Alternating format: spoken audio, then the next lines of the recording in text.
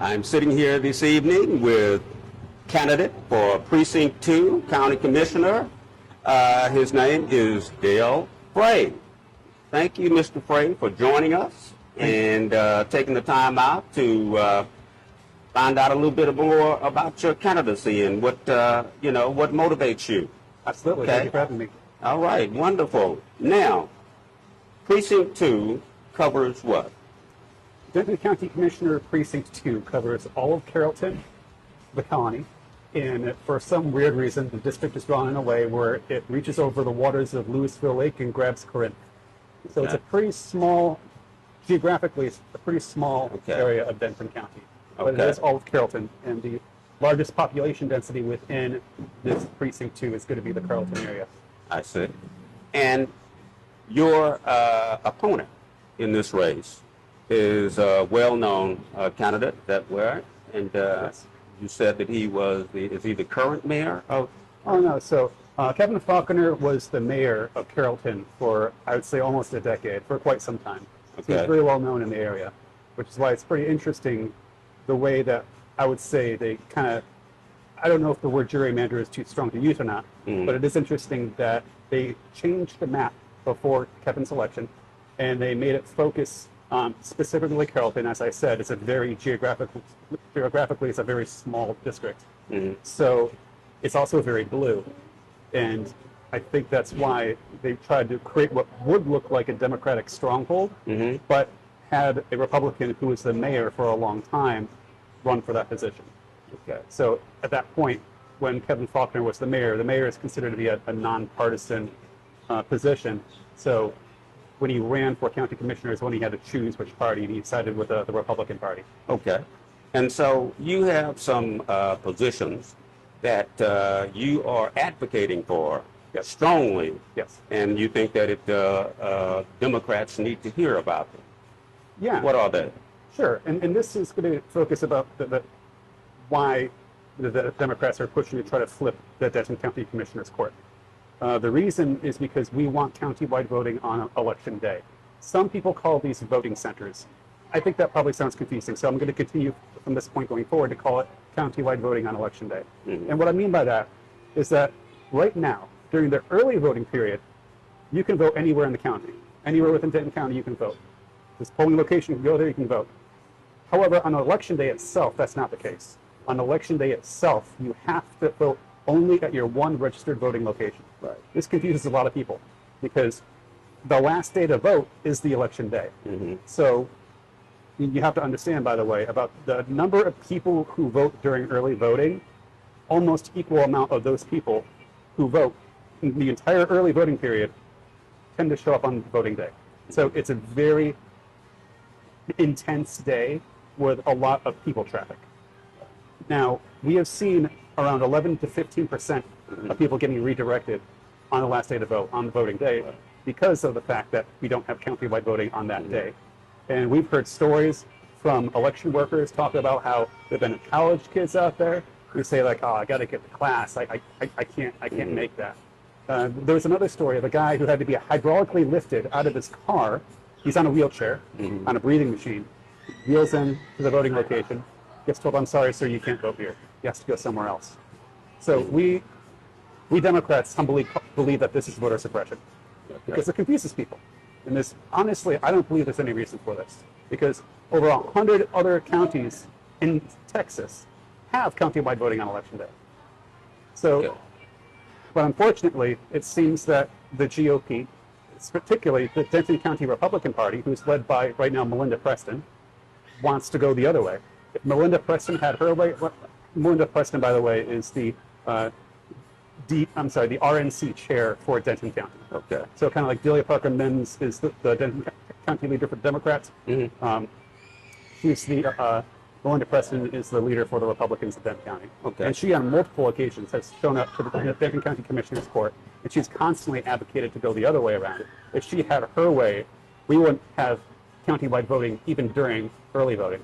Okay. So that's what her party is pushing for. So is this a county decision to have countywide versus center voting? Yes. So every county gets to decide its own way. And when can that decision be made? Well, they meet every Tuesday, I believe at 8 a.m. every Tuesday, and Okay. someone can make a motion. Any one of the commissioners can make a motion to do so Right. and go in that direction. All the commissioners right now, including the county judge, are Republican. And because they don't want to violate their own party, Uh, I humbly think that the Denton County Commissioners understand. I think deep inside in their hearts, I think they do know that it's kind of crazy to not have countywide voting on Election Day. Right. But I'm willing to bet the reason they don't go in that direction is because they're worried about getting primaried, since after all, the head of their party is demanding that they go the other way. Okay. So- Are there any other positions that you're strongly advocating? Yeah, so we also oversee the budget in Denton County as well, the commissioners do.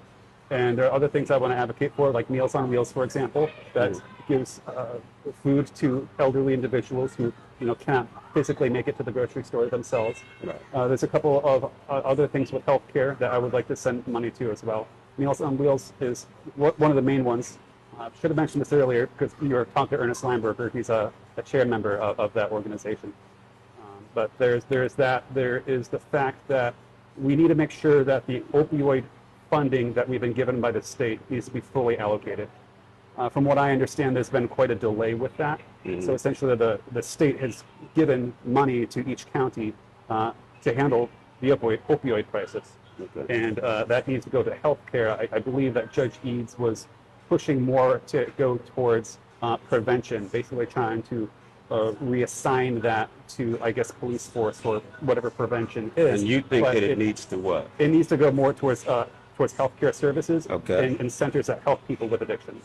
Okay. And do you think you can impact that is it a fully Republican court? It is right now, but there's an opportunity for the Democratic Party to flip the Denton County Commissioners Court this time. Right. So each commissioner holds the term for 4 years, and the judge does as well. And it happens to be that 2 of the commissioners and the judge are up for re-election in this upcoming 2026 midterm election. So there's only 4 commissioners and 1 judge. Okay. So that means 3 of the 5 positions are up for re-election. Okay. So what we're advocating for as the Democratic Party is we're trying to flip. If we can flip all 3 of those positions, then the Okay. Democrats gain control of the court, and we can finally get our county-wide voting on Election Day. What is your strategy at this time to flip? Yeah, so for Precinct 2, it's basically coming out here right now. We're actually at the Carrollton Democratic Club, so making sure that people know who I am and know what the positions are. Right. And it's really important for me to really kind of block walk and introduce myself to Carrollton residents because, I mean, for one, the major population density is here in Carrollton. And for 2, it's because, let's be honest here, Mr. Faulkner has been the mayor of Carrollton for quite some time. So it's the struggle is going to probably be here because I've talked to other Democrats and they know Kevin. My pastor at my church has met Kevin before. Right. People know this guy, and I need to tell people who I am and what I'm running for. Need to make sure that everyone understands that I'm not going to mudsling. I respect the man. It's nothing personal. It's solely about the policies that we're advocating for. Main one being countywide voting on Election Day. So Now, what if, because it has been the playbook of Republicans all across the country, whether it's national or local, that some say some propaganda is used, maybe some dirty politics come into play, or they change the narrative to not to talk specifically about the issues, but about issues that have no impact upon what your job will be. How do you deal with that? yeah, sure. So I'll be honest with you. In this particular race, I don't think there's much of a danger for that. Okay. I've seen Kevin speak. I know a lot of people who know Kevin, and he's not that kind of candidate who does that. Right. Actually, most of the commissioners are I believe, rephrase that. All of the commissioners, including the judge, are very humble. They have had mean things said to them, and I've seen the way they handle it. So I don't think there's, in this particular race, again, it's kind of unique, but I don't think there's much of a danger for that in this particular race. But when it does come up, you always have to throw it over your shoulder and just concentrate on the policies, because I have seen in the past, Republicans will try to advocate based on your feelings rather than talking more about policy decisions. Yeah. I would say that Republicans don't necessarily always think with this. They think more with this. They think with their gut. They think with their feelings. Yeah. And that's where I think that we see a lot of this kind of rhetoric and a lot of other Republican races used, is because it's more difficult to lift up people, and it's easier to get people agitated, riled up, and angry. And as long as people feel the agitation in their heart, they can get misdirected very easily. But the way that we Democrats combat that is by going back to the policies. Like I said with Kevin, it's nothing personal. It's about the policies that we as Democrats advocate for. Okay. You mentioned Meals on Wheels. Yes. Did you say or believe that there's been a delay in the funding of Meals on Wheels? No, I just want to make sure that they continue to get their funding. I think if anything, we probably would maybe bump up the amount of money that they get. Okay. So Meals on Wheels, for those who don't know, is a organization that gets food out to elderly individuals who are physically incapable of getting to the grocery store themselves. It only costs about $5 a meal, and the meals are actually delivered by volunteers. So we don't even pay for the food delivery service. We're just paying for the meals. And, I just believe that if we can support, all the fireworks that we have, which are very beautiful, then we should also be able to support our elderly individuals. A good chunk of these individuals, by the way, are also veterans as well. So when I see things like the VA being underfunded by the current administration, things like that, I believe that hurts a major demographic in this area. So it's just one thing that I believe we need to support and support more. What about health care regarding your constituents? What do you see as the biggest deficiency, the biggest thing that you could help and make it more positive for individuals, health care? Yeah, so when it comes to health care, what the county commissioners can do is they do oversee the funding for the county. And so they can send some of the money towards organizations that help people with health care. I personally think that when it comes to things like mental health, that not having a very good public transportation system can hurt people in certain areas. I understand that we have telehealth, but telehealth can only work so well. My pastor was actually trying to work on this because he knows a couple of people who were having some mental health issues. He's saying, because they don't have cars, they can't see these types of individuals who can help them with their crises that they go through and things like that. Okay. And so a lot of these people feel as if they're very helpless. Okay. But there's that. There's also, like I said, sending the opioid funding to addiction centers that helps those with addiction and all of that. It's a very serious issue, healthcare, because Texas has more uninsured individuals than any other state in the country. And we're also, the Commissioners Court can't do anything about this, but I'll just plug this real quick. Right. It's the Medicaid expansion program. It's more of a statewide issue, but we're not part of the Medicaid expansion program. And what that is, by the way, is a big giant money bucket that we all spend money into through our federal taxes. So we Texans put money in this bucket, and money flows from this bucket to states in the United States, but not back here in Texas, because we're not part of the Medicaid expansion program. That's right. We're losing $10 billion with a B, dollars a year. That's how much we spend into this bucket. It does not come back here. So we Texans pay for medical programs in California. We Texans pay for medical programs in New Jersey, but not back here at home, all because the governor has vetoed us joining the Medicaid expansion program. Yes, interesting. Now, Mr. Dale Frey, we're talking with Mr. Dale Frey, who is a candidate for the County Commissioner, Precinct 2. And one last question, Mr. Frey, I would like for you to discuss or name the areas that you would represent. And got one last question for you regarding law enforcement. I do know that the county commissioner, has some say as far as law enforcement is concerned. And what is your vision regarding that as your constituents? Yeah, sure. So to answer your first question, the areas for Precinct 2 for the commissioners is all of Carrollton, the Colony where I live, and then it reaches across the water of Louisville Lake and grabs Corinth. So it's those three areas, and a little bit of the edges around those areas as well. Okay. Now, when it comes to law enforcement, this has been an interesting thing that I've been going over with some of my colleagues about.